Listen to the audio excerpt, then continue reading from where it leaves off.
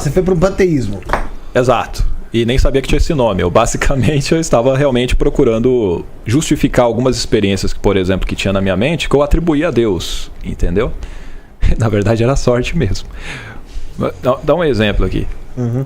Isso era criança ainda, hein? Tinha por volta de 10, 11 anos. Eu tava brigando com meus irmãos. E numa dessas, um dos meus irmãos pegou e tacou uma faca em mim. E ela só veio assim, ó, pá, na meu zóio. Puta que pariu. No cabo. Na hora que caiu no chão, eu olhei assim pro chão e falei, caramba, eu pensei isso mesmo, eu lembro até hoje. Eu falei assim, se Deus não deixou eu morrer numa dessa, é melhor eu não falar pra minha mãe. Porque ela já sabe, por isso que eu tô aqui falando, né? Porque senão não adianta, ela vai assistir aí lascou, né? Não, mas aí eu resolvi não falar, porque eu falei, ela vai, sei lá o que ela vai fazer com ele, né, cara? Aí eu falei, não, se eu não me ferrei, beleza, eu lembro disso. Então eu atribuía isso, foi Deus, irmão, hein? Vou te falar, hein? Deus mas a gente era louco mesmo. Cara, eu tenho 45 anos, é aquela época que a gente é meio doidão, cara. Então, é diferente das brincadeiras, digamos, de hoje. Cara, pra escola. Você sabe o que eu lembro? Isso aí eu não cheguei a ver, mas não duvido que tinha gente que levava. Eu lembro uma vez que eu Só tem a roleta russa com as freiras, tá ligado? A gente ouvia falar do pessoal falando de roleta russa mesmo, o pessoal meio maluco. Ele levou granada? Você é doido, cara. Tava motivado, gente. Tá bom. Na minha rua, a molecada toda estudava de manhã e só tinha um bendito lá que estudava de tarde. Chegava de tarde, o que acontecia? A mãe dele não tava em casa, a gente brincava na rua. E ele, o que fazia? Faltava na escola. Um dia, a mãe dele chegou mais cedo. Ih, caramba. E pegou o moleque na rua. Fazendo troca-troca com você, né? Que beleza. Bruno, ela pegou uma repa daquelas de caixote de feira. Tô ligado. Rebentou na E saiu correndo atrás do moleque. Ela tacou, eu te juro, ela tava pelo menos uns 20 metros de distância. Tacou, Ela tacou. Mano, ela tacou. Só viu o bagulho. Câmera O lenta. negócio trançou no meio das pernas do moleque correndo. Nossa. E ele caiu no chão. De um jeito logo, né? que eu nunca vi na vida. Eu falei assim, isso é Deus, cara. Isso é Deus, né? Isso aí é Deus. Deus guiou, né? O barato guiou até pegar o barato. Mas sabe quando entra no meio das pernas assim? É. Ó, Caraca, velho. Né, que nem quando eu saio com o Felipe na série de moto, eu colocava uma parte de corrente na moto.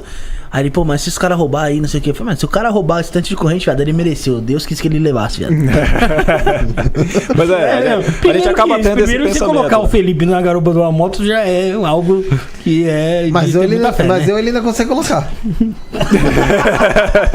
Cara, é pista, tio. Ai. Mas assim, era basicamente isso. Eu tinha experiência que eu ficava questionando. Isso aqui só pode ser Deus, entendeu? Eu tinha lido um livro do Dale Carnegie que ele colocava lá o argumento do relojoeiro. Talvez você já tenha ouvido falar, né? O pessoal fala assim, se eu pego e encontro um relógio, encontrei ele lá, tudo bonitinho, bem feito, funcionando legal e tudo mais. Eu não vou chegar e falar assim, caramba, como esse relógio veio do nada, maravilhoso, funcionando tão perfeitamente. Não, óbvio que não, seria meio maluco eu falar isso. É óbvio que teve alguém que projetou aquele relógio, que colocou cada pecinha para ele funcionar da maneira como ele funciona. Então, isso significa que o universo complexo como é porque tem uma inteligência criadora. Então eu usava esse argumento, eu gostei dessa analogia e tal, só depois que eu fui entender que isso é uma falácia de falsa equivalência, porque realmente não faz sentido nenhum fazer esse tipo de comparação. Mas, até porque algo é algo criado por um ser humano e a natureza é totalmente natural, não tem nada a ver eu fazer uma comparação de uma coisa com outra. Fora que tudo que a ciência já mostra a respeito, né? Simples. Exato. Né? Só que através desse argumento vira uma falácia, ou seja, a falácia seria um argumento falso, só que ele consegue enganar a gente, né? E eu peguei e falei, beleza, é realmente um bom argumento. E pra mim Deus continua existindo, mesmo eu não sendo cristão e tudo mais, beleza? Eu posso usar a Bíblia com algumas coisas interessantes. Aí eu falando de lei da atração, por exemplo, tem coisas aqui que é legal, por que não? Usar. Tem, por exemplo, ele dizendo lá, é uma tradução incorreta quando você pega no hebraico, mas quando ele pega o Salmo 82, se eu não me engano, 82, só que ele usa lá em João, se eu não me engano, no capítulo 10, onde ele pega e fala assim, não está escrito, ele pega e se declara como eu sou, Jesus fala eu sou, então é a mesma coisa ele dizer que ele é Deus. Então os judeus pegam pedra para apedrejar, né? Fala, só porque eu disse, você vai me apedrejar por quê? Pela blasfêmia, você se fez de Deus. Ele fala, mas não está escrito nas vossas escrituras, sois deuses? Se está escrito assim a respeito de vocês e tudo mais, por que vocês vão me apedrejar porque eu disse que eu sou filho de Deus? E aí eu pegava esse texto e falava, a gente deve ter um eu supremo, um eu superior. E aí comecei a entrar nessa parte de meditação e tudo mais, viu? De alcançar o divino. Exato, alcançar o divino. Eu falei, quero entender isso, deve ter alguma coisa, cara. pra ter tanta gente espiritualizada, e vocês que já participaram já entrevistaram muitas pessoas, né, cara, falaram com muita gente, vocês devem ter noção. Eu tenho um ponto daqui a pouco. Legal, ótimo. Então eu tava pensando, tem que ter coisa aí no meio, né? Então mesmo que Jesus não tenha sido o Messias ou o Salvador, não seja, eu não acredito nisso, mas só que tem ele, você tem Buda, você tem lá Bhagavad Gita lá, você tem Krishna que vem lá, auxilia, né, Arjuna e um monte de coisa, a história é bem louca. Aí eu comecei a verificar essas questões e falei, mano, alguma coisa em comum tem, então eu continuo acreditando em Deus e vou seguindo desse jeito. Certo. Só que aí eu tava procurando praticar essa questão de meditação, vamos ver o estado que a gente entra, que é muito bom inclusive, e cientificamente comprovado que faz vários bens pra gente.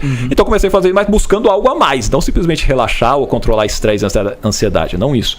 Algo a mais. Só que, cara, não acontecia. Ou o pessoal pega e projeta lei da atração com a parte de meditação, visualização, e aí vão falar de física quântica, aí eu já ficava com receio. Eu falei, não, falar de física quântica aqui, o pessoal não é nem físico. E quando você pega alguém que não é físico falando de física quântica, você fala, já tá falando bosta. O pessoal nem sabe o que é mecânica quântica, já tá falando um monte de besteira. Nossa, meio Homem-Formiga. Que negócio. Cara, não, é bravo. Tem muita coisa que você fala, mano, e aí nisso daí eu não ia. Eu falei, não, isso aí não faz o menor sentido. Eu cheguei a conhecer físicos, pelo fato de eu ser professor de ensino superior e tal, então você conhece professores, são físicos e tudo mais. Tem mestrado, doutorado, um monte de coisa. Dependendo dos casos de mecânica quântica, o pessoal fala, mano, isso aí não é tão simples desse jeito, vamos pegar, né, devagar.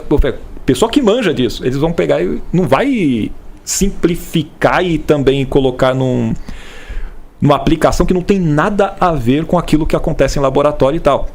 Então, tendo esse background, qualquer coisa que o pessoal fala de física quântica, eu já falei, isso aí é fake. Né? Que tem umas paradas tipo de física quântica que, tipo... do observador reagir ao observado, então, que é umas paradas meio loucas, né? Então, mas você entende o que é essa parada do observador? Então, é paradoxal total, né? Não, é que assim, o observador não é uma pessoa. O observador é um equipamento. É um equipamento. Basicamente, eles estão querendo analisar ali se você tem movimento, por exemplo, onde está o elétron, então, alguma aí coisa assim. Mas se você não está olhando, você não vai ver mesmo, pô. Não, é que quando você coloca o observador, que é o equipamento, para fazer a medição específica, aí ele vai analisar em determinado ponto. Não é uma pessoa que foi ali com a intenção... O que o pessoal pega? Eles pegam isso daqui, no mundo de subatômico, né? No mundo das partículas, e eles vão querer pegar e aplicar isso no mundo aqui, material, e dizendo que isso vai acontecer, porque se você pegar e observar isso, eu via o Joe Dispenza falando sobre isso, o cara que vende bastante sobre essa questão e que alega ter um monte de cura acontecendo, só que nunca publica artigo, né? Mas assim, é foda.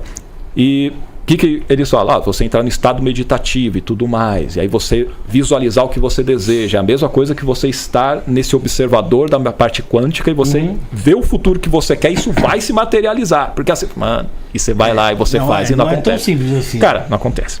Não acontece. Aí tem gente que vai falar, aconteceu. Eu falo, faz de novo, o pessoal não consegue. É aquela ideia, teoria das cordas, aí já é parte realmente física. A partir é da hora que outra você coisa. começa a comprovar isso em um ambiente fechado, você vai transformar em ciência, de fato. Sim. Senão se torna pseudociência. Exato.